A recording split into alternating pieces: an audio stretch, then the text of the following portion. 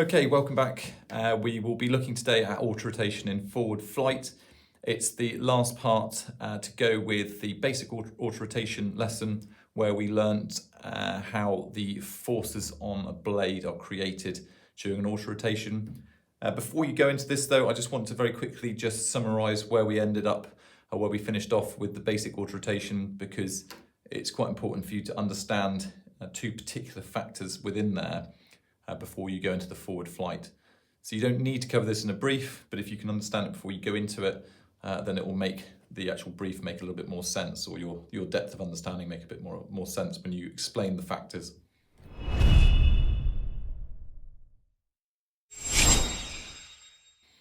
Okay, so this is where we finished off on the last lesson.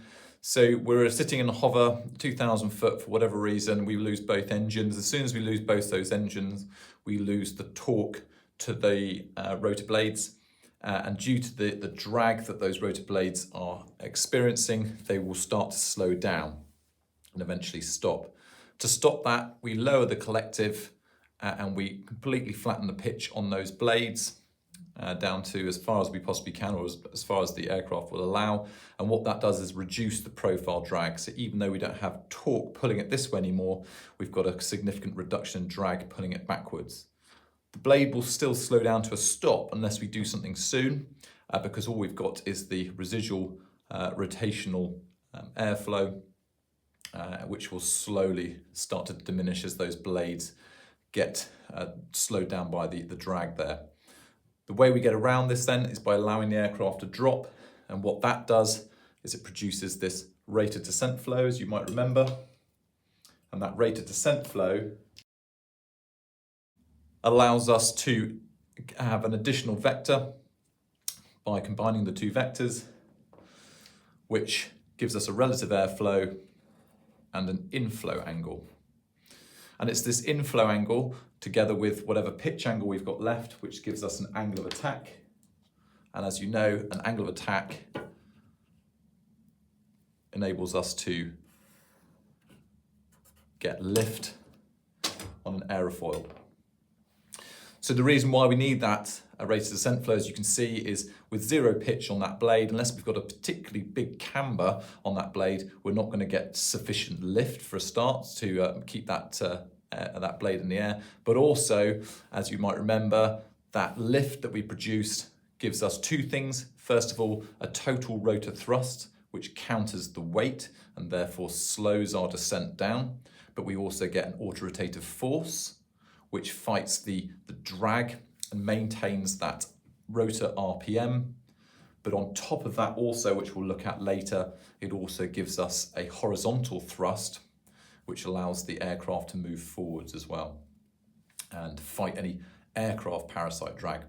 But the thing I want you to take away here is that we need this rate of descent flow in order to generate an inflow angle and an angle of attack, in order to generate lift, which gives us total rotor thrust to fight the weight of the aircraft. If we do that, then we can reduce our rate of descent. So as the rate of descent flow increases, the rate of descent decreases. And this is the catch-22 situation, because as the aircraft starts to reduce its rate of descent and go down slower, the rate of descent flow must also reduce as well. And if the rate of descent flow reduces, our inflow and angle of attack will reduce, as will our lift and therefore our total rotor thrust. Therefore, the rate of descent starts going up again.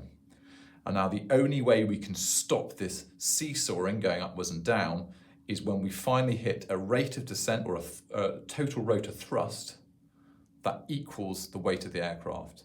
At that point, the aircraft is no longer accelerating downwards and has hit a state of equilibrium between the RPM of the aircraft, the rate of descent flow, and the weight of the aircraft. And so those two factors, the correlation between rate of descent flow and the rate of descent, is what you just need to have a clear understanding in your head before you do the basic auto to forward flight.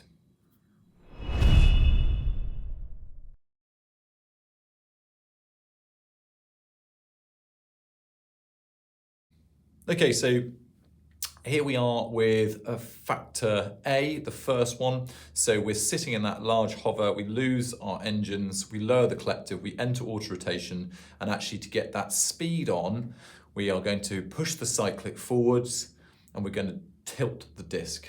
And that's the effect it has. However, we're still going to have a rate of descent. That will give us a rate of descent flow. Now at this point, what we can do is we can quite quickly see that the rate of descent flow is no longer perpendicular to the plane of rotation and the rotational airspeed. Therefore, we can resolve this vector to work out how this rate of descent flow is actually going to impact that. So there's two things we can see here. First of all, the actual component of the rate of descent flow that is now travelling perpendicular to the rotational airflow is actually shorter than the actual rate of descent flow because it is part of a right angled triangle there. So that's the first aspect. We've actually got less rate of descent flow. So that in itself is going to reduce that inflow angle. But further compounding that, you can just about make out is we've also got a small addition to the rotational airflow. Due to the angle that these two vectors are now meeting, the rate of descent flow is actually adding a small rotational airflow component. So we've got a longer line here, a shorter line here, and therefore we actually end up with a smaller inflow angle.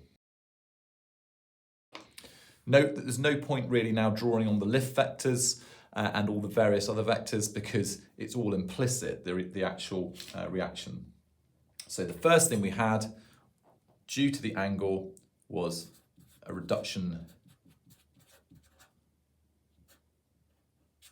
in the rate of descent flow. That's created a reduction in the inflow angle.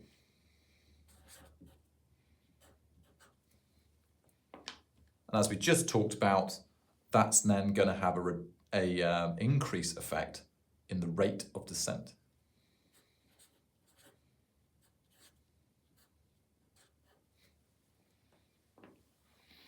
And that's that initial element of tilting that disc forwards. Clearly, the more we tilt the disc, therefore, in order to gain more speed or to fight parasite drag of the actual aircraft, the more we're going to incur a rate of descent.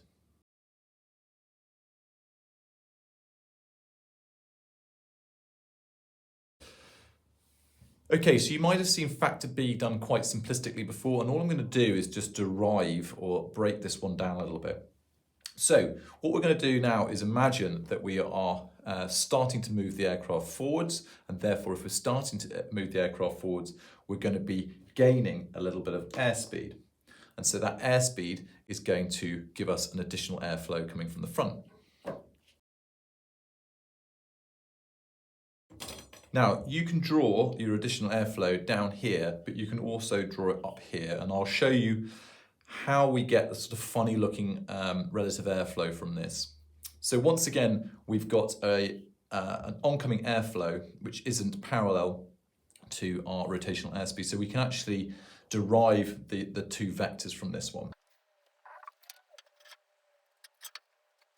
So first of all, this is the two vectors that we got from tilting the disc.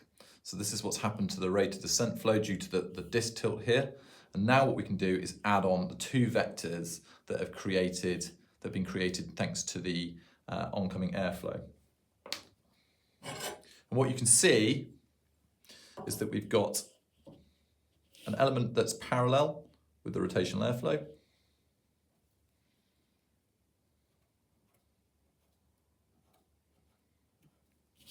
And we've also got an element now which is actually acting in the opposite direction of the rate of descent flow.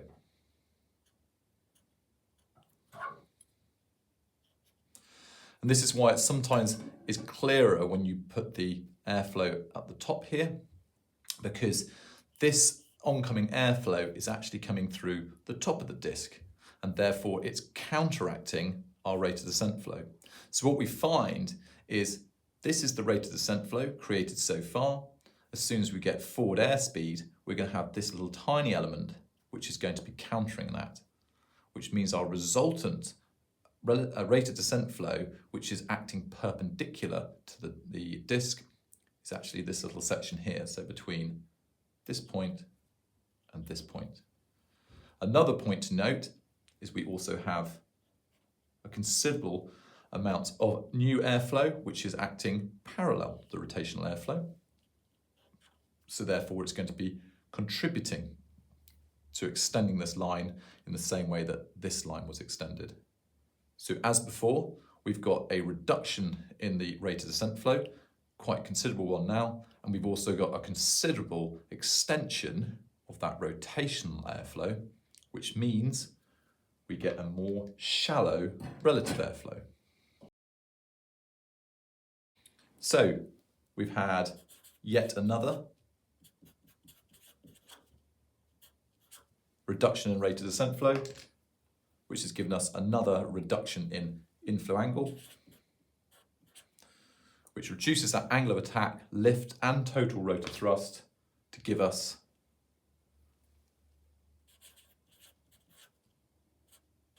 an increase in rate of descent. So factor A and B are both pretty bad scenarios for us because they're going to make the aircraft go down faster. However, a point to note here, at first, the actual impact to the rate of descent is going to be quite small, because you can see by tilting the disc just a little bit to get going forwards, the amount of change here is quite minimal. And likewise here, it's quite minimal depending on how much increased speed you get. But you can see as the speed increases, we're going to get shallower and shallower. But we'll look at that towards the end. So far, it all looks rather bleak.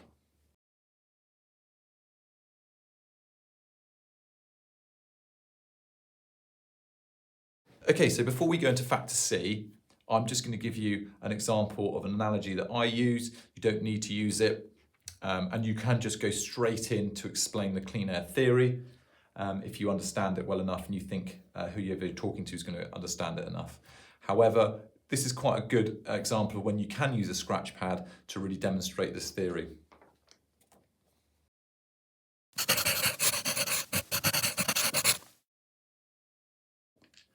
Okay, so the clean air theory. What we're going to do is we're going to imagine that we are driving down the motorway. There's our car, and we've got people driving behind us. Nice, good spacing. They're not tailgating. We are driving at 70 miles an hour. And everybody behind us is driving at 70 miles an hour as well. And for whatever reason, some crazy person up ahead has decided that they want to put a speed bump in the middle of the road, and they want to test how strong it is. And so they just shove it out into the middle of the motorway or the freeway in front of my car. I'm driving at 70 miles an hour, and I plow straight into the speed bump at 70 miles an hour. I damage my car, and also I do a little bit of damage to the speed bump. But the car behind me, even though he's doing 70 miles an hour, he's seen me go over the speed bump, and it's given him a little bit of warning. And so he can start to slow down in anticipation for this. But he hasn't got that much space to do it, so he has to really slam his brakes on.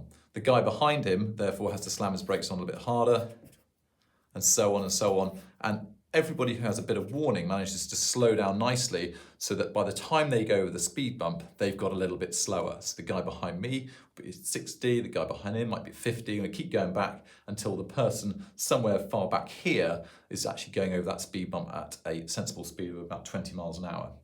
They don't damage their car, and the guy who's trying to test this speed bump is a little bit annoyed because he's actually only managed to get one impact at 70 miles an hour. Then he comes up with an idea. Instead of just putting it in one lane, as soon as my car has hit it and carried on, while this guy is braking, he moves the speed bump straight across the freeway and sticks it in the next lane where this guy's had no warning and he plows straight into it at 70 miles an hour. And before the guy behind him can slow down and cross it, I move the speed bump on again, and again, and again, and again, and so on. And so I keep moving it into a new freeway so it keeps surprising the first car that impacts it in that freeway. And what I find is that I manage to destroy umpteen cars, but more importantly, my speed bump only really gets impacted at 70 miles an hour the whole time. So now what we can do is we can relate that to air particles hitting the bottom of a rotor blade as it's descending through the air. And this kind of goes the same for whether you're vertical or forward flight. As it's coming down, if you go nice and slow or vertically, the first air particle hits that blade, comes to a halt, and then the guy behind it starts to slow down as well, and we get that bunching up effect, the concertina effect, as there's a bit of a pressure wave that works its way backwards away from the bottom of that blade, which means by the time a large amount of particles hit the bottom of that blade, they're going quite slowly and they've got quite low energy. Clearly, the effect that that has is it slows or reduces our rate of descent flow.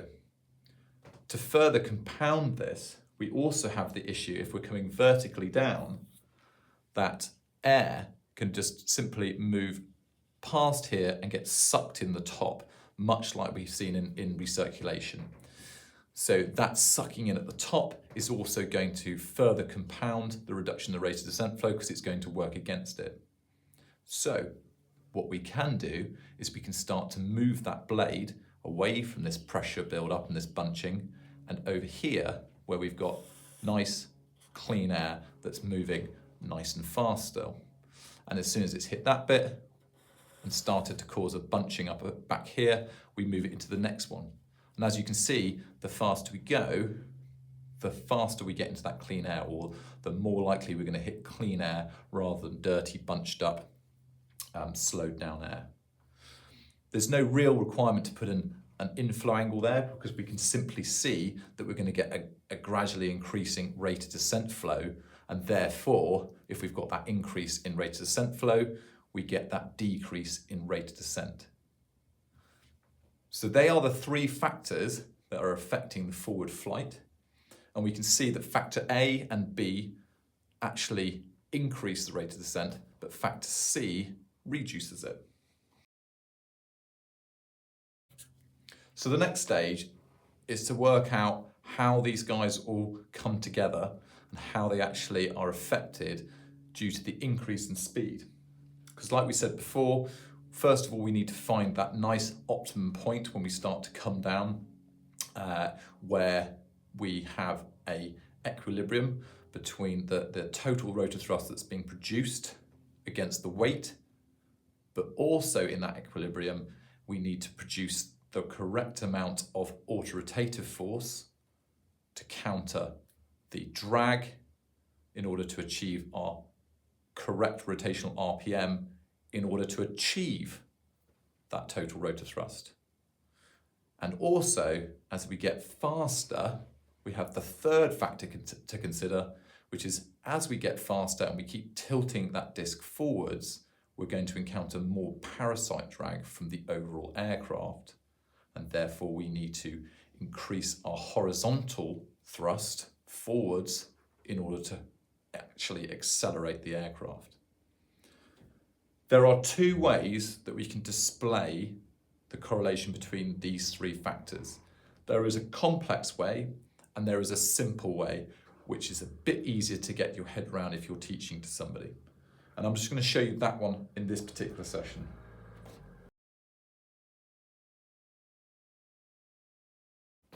So starting with factor A and B, we've already touched on it. When we first start, we don't need to put too much of a tilt on the disc to get the speed going.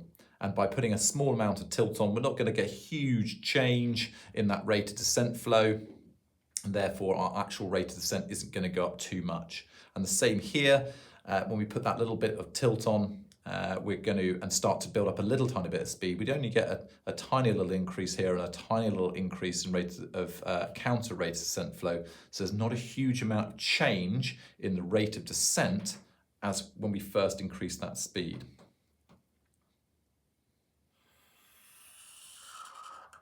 However, as we go faster and faster and start to tilt that disc more and more dramatically, we're going to get a considerable change in that rate of descent flow. And likewise here, we make this line bigger, we can see it's going to start to grow exponentially.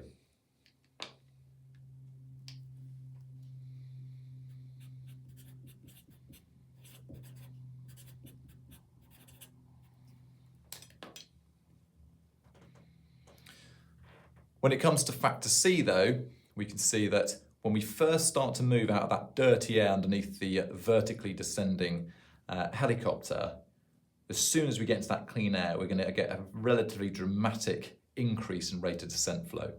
And so therefore, just a little bit of extra speed is going to see a dramatic decrease in rate of descent flow.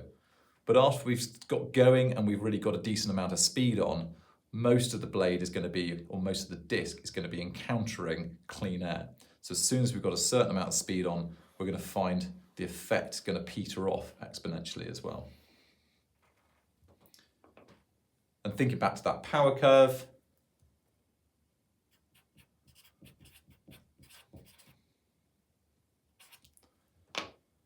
we get this funny little averaged out curve.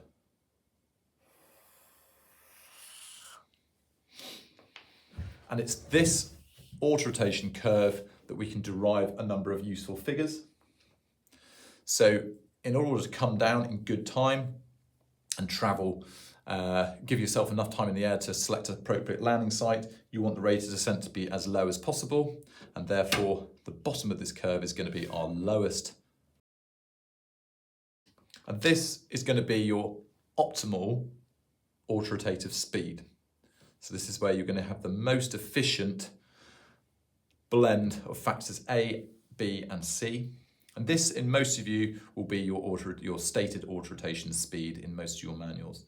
Depends on the size and the weight of the aircraft, but usually it's around about the sort of 70 to 90 knots.